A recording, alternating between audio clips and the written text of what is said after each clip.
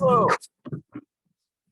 This is the third and last of my little series of little tidbits that I picked up whilst working abroad.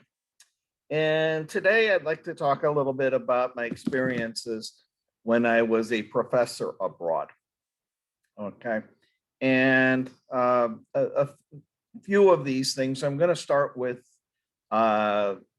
the Korea University. The second year I was here, I was invited to join Korea University, which was a great honor to teach in their summer campus in Seoul. And so I went there and taught. Actually, I taught this international business class as well as a product pricing class for them. Anyway, as we were approaching, a few things that really popped out in my experiences. The first one was how dang prepared all of the Korean students were. Okay. They had attended the class, they had done the homework, they had done everything. I was just blown away by what I would call the professionalism of their being a student. So being a student clearly was their profession, and they treated it as such. Okay.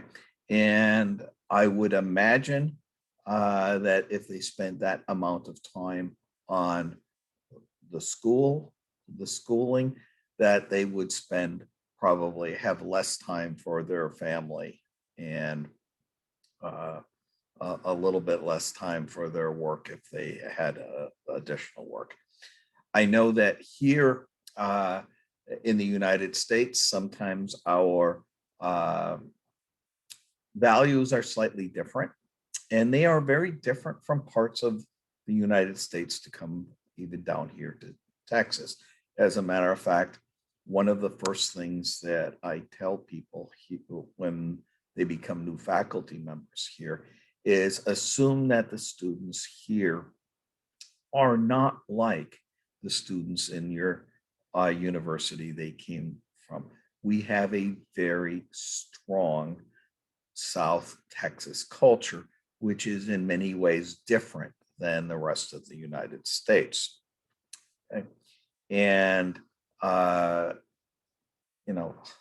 our faculty members soon find out it's not better, it's not worse, it's just different. And the same thing is true when you go into cultures abroad, right? We had discussed it here in the South Texas culture. I think there was a discussion board about that, about how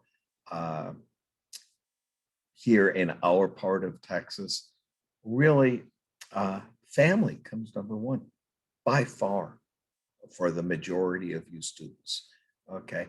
And then two, your obligation to and loyalty to your current employer.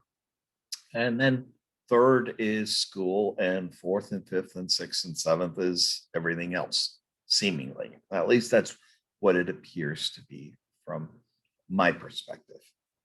Okay. From going to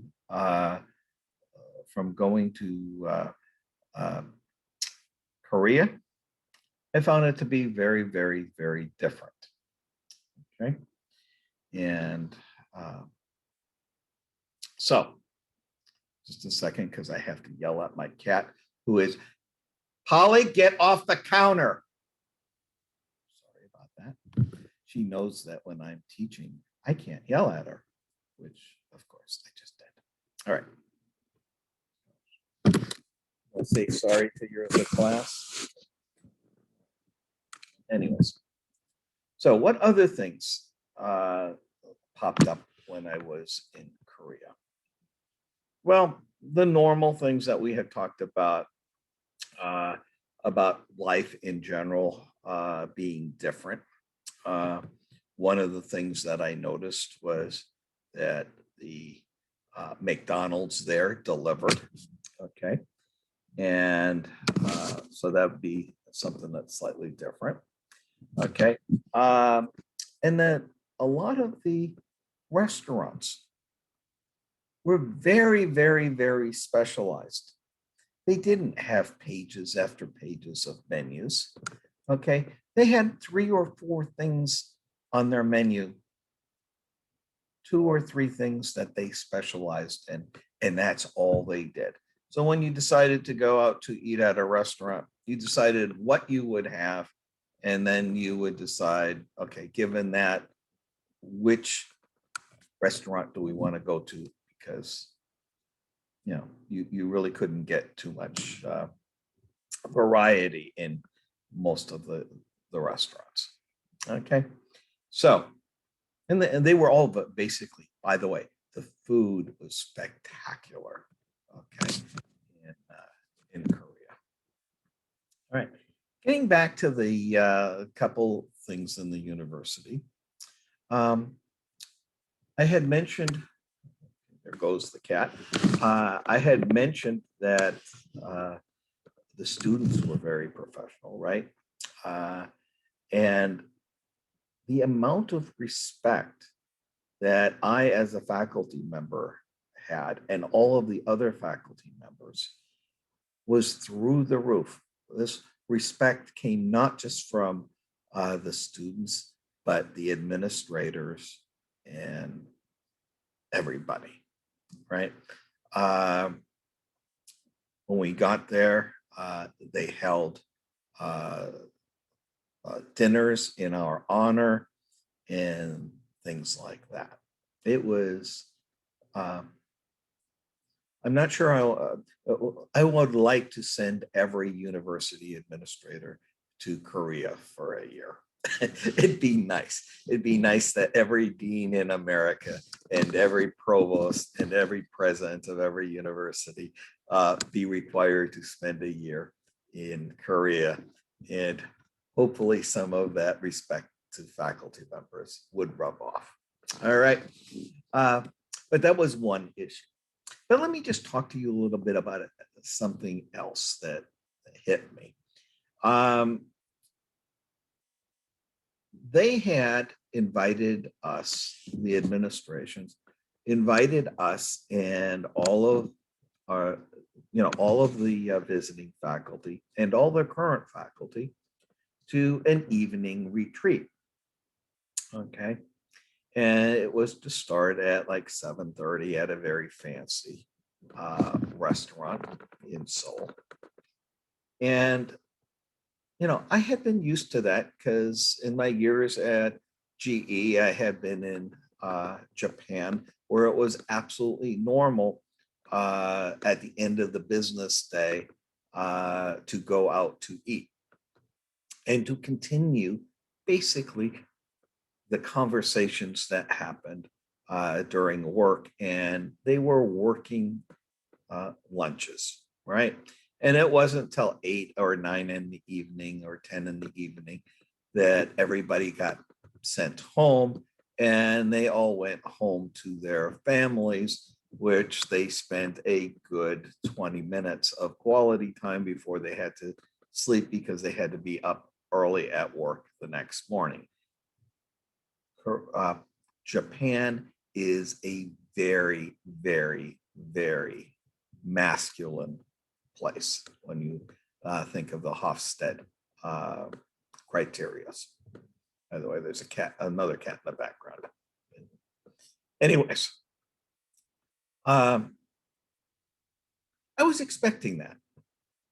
I was expecting, oh, okay, it's nice of them to take us out, and have receptions and stuff like that in the evenings.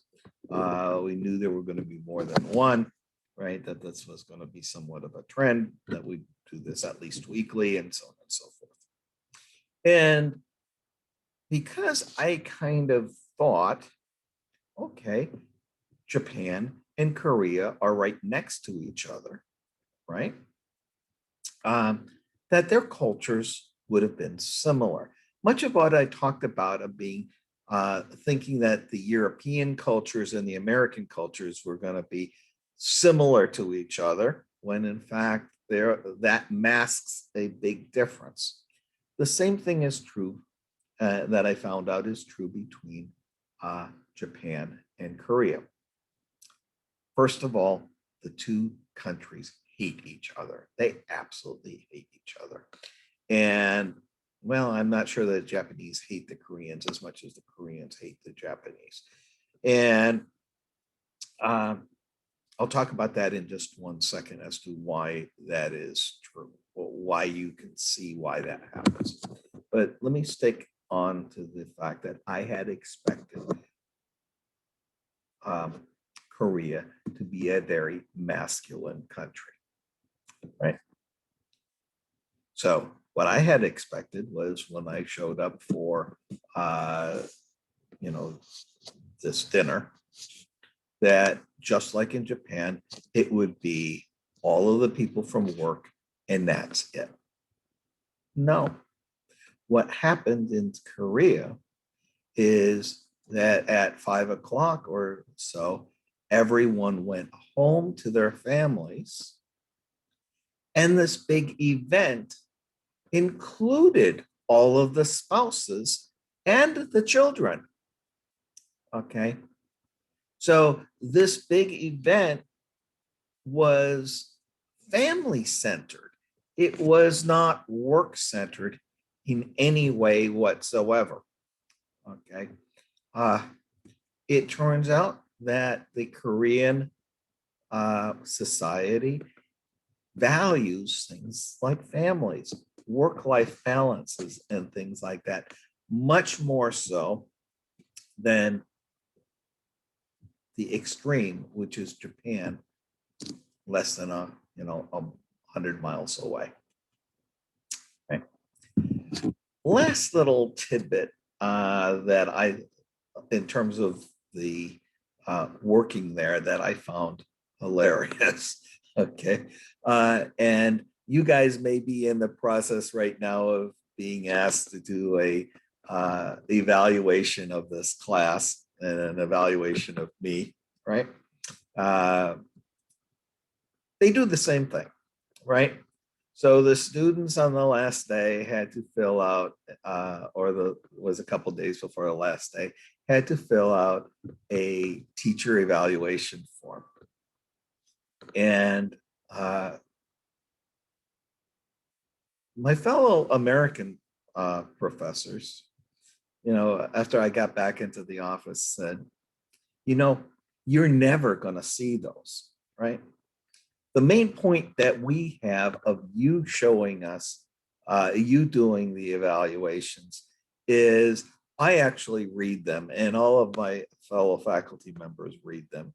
And especially we look forward to any comments you have in the written comments section for what we do right and what we could do better, right? But the primary audience for the SRIs that you guys do is for the faculty members. And secondarily, yeah, it goes to our deans and to the administration that use us to beat us up over our performance evaluations, right? So, but the primary focus is that the faculty members should see the input. In Korea, I was told, you're not, as a faculty member, you are not going to see what the students wrote. Okay. And I asked why. And the answer, I think, was very interesting. It was, no, we would never show our faculty members the evaluation. Students can write some very cruel things. So they protect their faculty members from being exposed to not so nice comments, right? In that process, I didn't get to see any of the nice comments either. But as a rule, the administrators say, no, we are not going to uh, have the faculty members see the evaluation because some of it may not be good and it would be good for their egos or to save face seeing this, right? So it's a little bit of an odd way of doing things a little differently. Okay, I had just mentioned a little bit earlier that the Koreans and the Japanese don't like each other. And when you travel around the country, there are lots of old relics, and not relics, but palaces and things like that that are scattered around in the, from thousands of years ago, right? But when you look at the plaques next to them, it reads something along the lines of this building was built in this year and it was burnt to the ground by the Japanese in an invasion, a little bit later. It was rebuilt and then burnt to the ground again, the next time there was.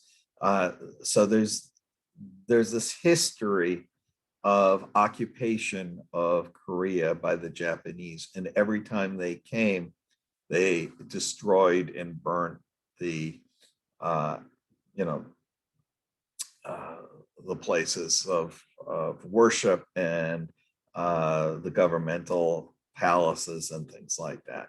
So when you read all these plaques, you start seeing, okay, the Koreans really, really do not trust the Japanese. And it had to do with world history over centuries. Okay. Anyway, so I didn't see any of that elsewhere. But what you did see was when you were looking at traffic, there were a lot of Hyundais, there were a lot of Kias, there were a lot of Volkswagens, there were cars from all over the world. The thing you almost never saw was a Toyota or a Japanese car. All right, so much for Korea. Let me talk a little bit about the semester I spent in Albania.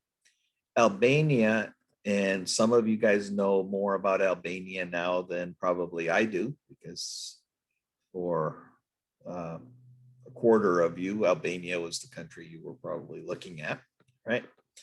But one of the things that I noticed in Albania was, first of all, I was never healthier in my life. Okay, I walked around everywhere. I didn't have a car. In Tirana, the city is probably the safest, or else it felt like the safest city I have ever walked around in. Okay, it is a relatively cash society, so it would not be unusual for me if I had to pay my rent to go and walk around with, $600-700 in my wallet. Okay.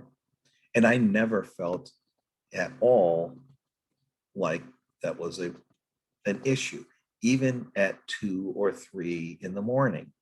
This country is just, I don't know what it is about it, but there was really no fear of walking around. And, some of my female colleagues basically said the same thing, that it was one of the countries they felt the safest walking around. I did not expect that from what is probably even today still the poorest country in Europe, right? I guess I am a little bit, I don't know what the right word is, but in my mind, I say poor, crime goes together, right? Uh, Albania shook me from that. Okay. A couple other things that I noticed. I mentioned I ate extraordinarily well. Okay. By extraordinarily well, I mean lots of fruits, fresh vegetables, few of the things that my doctor would tell me I probably shouldn't eat in the United States. And since I didn't have a car and everything was within walking distance, I walked a lot, and I came back to the United States healthier than I ever was. So that's one of the things that surprised me. Um, Grocery stores, everything. I had a grocery store and on the ground floor of my building. Okay. And there were small grocery stores with fresh fruits and vegetables everywhere in the city. Right. And there were very few supermarkets. There were like two big supermarkets that I could get to on a bus. And the bus system worked perfectly, except for a little minor thing is I don't think, well, I know there did not exist a map anywhere of the bus lines. You just need to know where they went. Okay. And they were cheap and they came relatively frequently. But for somebody who was new, who wanted to say, oh, okay, can I see where the buses go? Do you have a bus map? That concept was absolutely did not exist, right? There were a whole bunch of other stuff in Albania that just don't exist. And I am still on the Facebook page and I get the feeds from all the expatriates. And one of the big discussions every day is, does anybody know where to find this product? Right? For me, that product that I was desperately looking for and could not find until about 4 weeks later was duct tape. The cloth covered tape.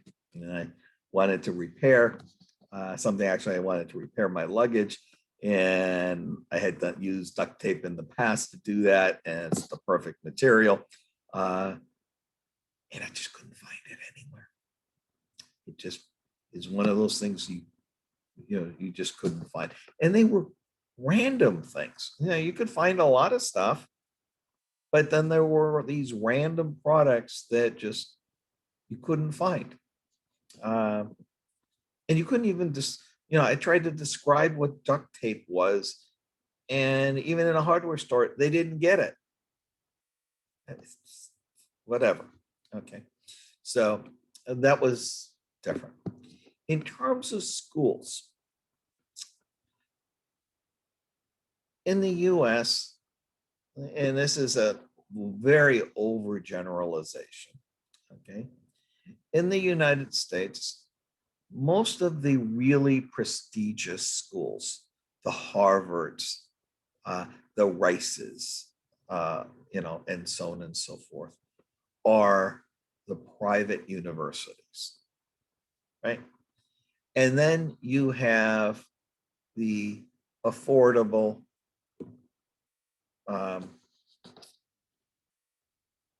state systems, like the Texas A&M system or the University of Wisconsin system, and so on and so forth, right?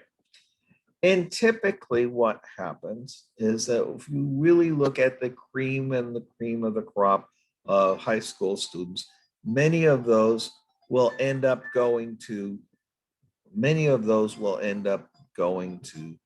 the prestigious private schools, right? And in Albania, the private schools, all of the private schools, were ranked underneath academically all of the public schools. Okay? the public schools were viewed as being the cream of the crop, and that's where all of the best students went. And the private universities were where students went that could not get into the public universities. Little bit of a, a little bit of a difference in sometimes role um, reversals, right? But anyways, I taught at these public universities, and boy, were they Spartan. There was practically nothing in terms of equipment. The facilities were, you know, they were miserable. You knew you were in the poorest country in Europe uh, when you were in these public universities. When you went to the private universities were very reasonably well, they were an order of magnitude nicer in terms of physical facilities. Okay. And their students got in primarily because their parents had money. Okay. So, that's kind of one of the differences there. The students were really, really, really nice, and they very, very much enjoyed having guest lecturers from myself, from the United States, and so on and so forth. And they are looking forward to a day when they can all find jobs outside of Albania. There are a lot of Americans that have discovered Albania that want to get into Albania to retire and things like that. But anyways, so those were kind of some of the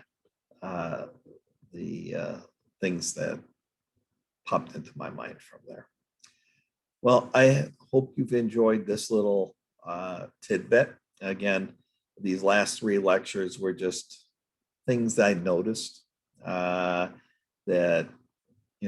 may or may not have been of interest to you. I hope they have been.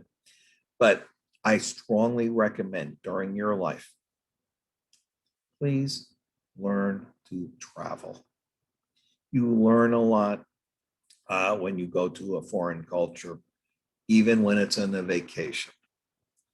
And if you do go on vacation somewhere, go off the beaten path a little bit. Organize your own trip instead of going on an organized tour. Organized tours are great. They'll show you the physical stuff. But just like I had mentioned, of my colleagues that went to China and basically stayed in the Western branded hotels, they didn't get to see the real culture. Okay. Go out, see the real culture, and enjoy yourself. Right. You guys speak English in most countries. Anybody that was that is 35 or 40 and younger has almost all taken English as a language in school. Okay. So you guys have a huge advantage over, let's say, somebody from Italy traveling around the world, where very few people know Italian. Okay. So it is possible to communicate. Okay. You can usually find people, and it's very well worth the effort to go on vacations. I met a couple in the Virgin Islands and with their children, and it was over a Christmas period. And they mentioned, yes, we as a family have decided that instead of giving each other gifts on Christmas, we will all take a trip somewhere as a family and the trip is the present to the kids, and so on and so forth. Anyways, I encourage that. If you have an opportunity to get a job abroad or be transferred abroad, seriously think about it. Okay. I know people are a little apprehensive about, well, especially if they're not single, right? If I move, what will happen to my kids? Don't worry about your kids. Your kids are going to be just fine. Okay.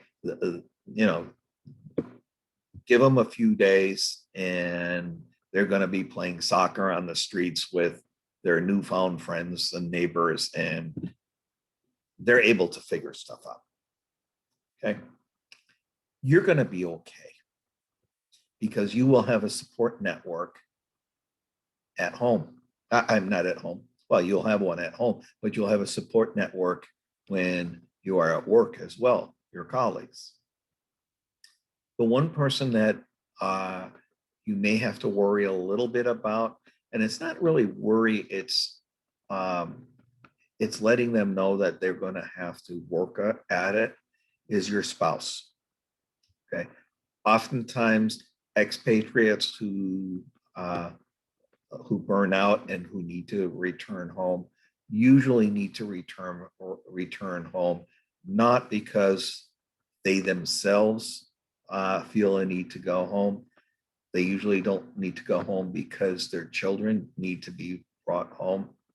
It's usually because their spouse is completely unhappy. Why? Because they don't have the support network at work. And unlike kids who can run out and make friends instantaneously, it's harder for especially stay-at-home spouses. Now, there are a lot of Facebook groups, support groups, and things like that of expatriates. And if you do that, just make sure that you and especially your spouse takes advantage of the fact that you are not alone, right? And you need to work a little bit on developing a network. All right. Well, the same thing is probably true a little bit if you, let's say, get transferred to Memphis, Tennessee, where you know nobody, right? It's probably harder on your spouse as well. But again, as we mentioned oftentimes in this class, it's the same things apply internationally as they apply domestically. Things are just a little bit more complicated when you do things internationally, including going to work somewhere else. All right. Well, I hope you enjoyed this series. I hope you have enjoyed the class. Okay. If you ever want to come talk to me, I'm in 237. We've got good news this last week that our study abroad trips to Germany, knock on wood, if I can find some wood, knock on wood, are returning in the spring. So if you want to join us in going to Leuphana University in Nuremberg, we will go most likely during the spring intersession. So after spring graduation, we typically leave the next day and spend 2 weeks. We have not scheduled the exact dates and the exact prices, but we are working on that as we speak. So if you are interested in that, let me know and I will put you on the list and get you information about that. Anyways, your final exam will be posted on the 1st. No, 2nd. Will be posted on the 2nd, which I think is Friday. And then it will consist of a combination of types of questions. So there'll be some multiple choice, some true false, and a couple of short answers, right? And those will be due 24 hours after.